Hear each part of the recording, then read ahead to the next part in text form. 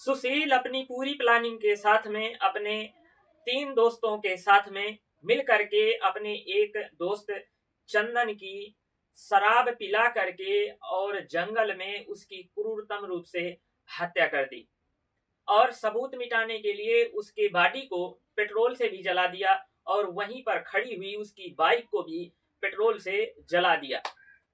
लेकिन जब 2 दिन उसका दोस्त चंदन अपने घर नहीं पहुंचा तो उसके परिवार वाले परेशान हो गए और परेशान होने के बाद में उन्होंने आखिरकार थाने में रिपोर्ट लिखवा दी और रिपोर्ट लिखवाने के बाद में पुलिस उसकी खोजबीन में जुड़ जाती है।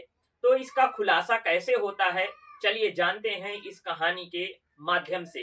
तो कहानी जानने से पहले मेरे वीडियो में अगर आपको कुछ अच्छा लगे तो लाइक कर दीजिए, एक ठो कमेंट कर दीजिए और पहली बार वीडियो में अगर विजिट कर रहे हो तो मेरे चैनल को सब्सक्राइब कर लीजिए। चलिए जानते हैं आगे की कहानी को।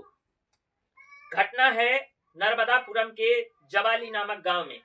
यहाँ पर एक लड़का रहता है जिसका नाम होता है सुशील नागवंशी और इसकी दोस्ती होती है एक दूसरे लड़के से जिसका नाम होता है चंदन नागवंशी।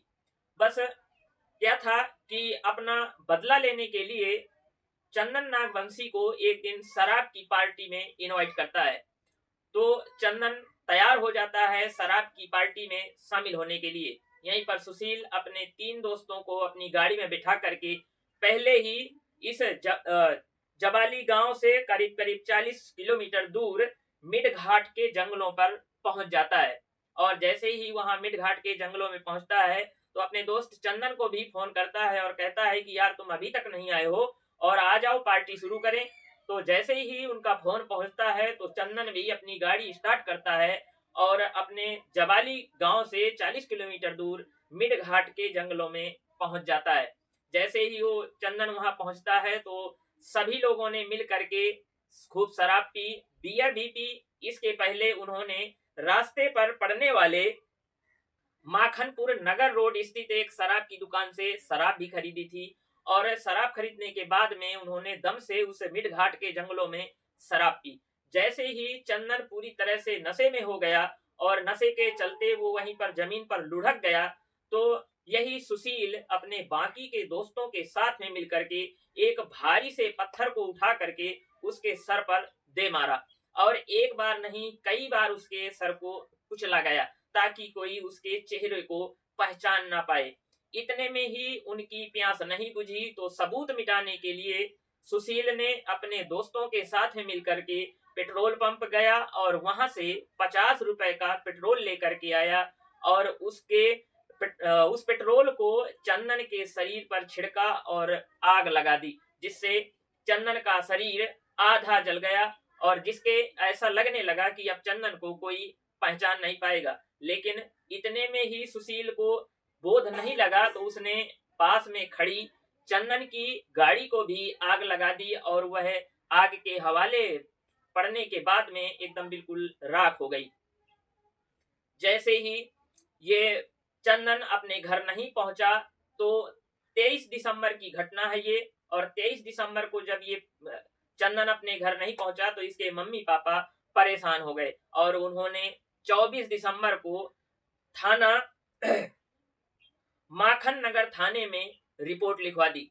वहां के एसपी साई कृष्णा थोटा ने पूरी टीम बना करके इस चंदन की जांच पड़ताल करना शुरू कर दिया और जो ये दोस्त था सुशील जिसने चंदन की मर्डर किया था तो वो वहां से घटना स्थल से आकर के अपने घर में एकदम बिल्कुल सामान्य तरीके से रहने लगा जैसे इसने कुछ किया ही ना हो। लेकिन जैसे ही पुलिस ने इन्वेस्टिगेशन शुरू किया तो वहां के लोगों ने बताया कि हमने चंदन को सुशील के साथ में जाते हुए देखा है। तो पुलिस ने सुशील और सुशील के जो बाकी साथी थे उनसे पूछताछ करना चालू किया। पुलिस की पूछताछ में पहले तो सुशील ने पुलिस वालों को खूब गुमराह किया और साथ देने का भी बहाना करता रहा। बाद में जब इलेक्ट्रॉनिक जांच हुई तो सुशील के और सुशील के बाकी के दोस्तों की मोबाइल लोकेशन वहीं पर मिड घाट के जंगलों में दिखाई पड़ी। जब उनके मोबाइल की लोकेशन मिडघाट जंगलों में दिखाई पड़ी तो पुलिस को शक हो गया और शक होने के बाद में सुशील से कड़ाई से पूछताछ करना शुरू कर दिया। तो सुशील कहता है कि हाँ सर, हम मिडघाट गए तो थे, लेकिन वहां पर चंदन की गर्लफ्रेंड मिल गई थी और गर्लफ्रेंड के मिलने के बाद में चंदन ने अपने मोबाइल को स्विच ऑफ कर लिया था और मोबाइल स्विच ऑफ करने के बाद अपनी गर्लफ्रेंड के साथ में कहीं चला गया था। ये बहाना बनाया सुशील और सुशील के दोस्तों ने। पुलिस ने आखिरकार थक हार कर इनसे और जोर दे करके पूछताछ की, तब जाकर के सुशील ने कबूला कि हाँ, हमने जो है तो चंदन की हत्या कर दी है। तो पुलिस वालों ने पूछा कि आखिरकार तुम्हारी कौन सी दुश्मनी थी, क्यों तुमने चंदन की हत्या की?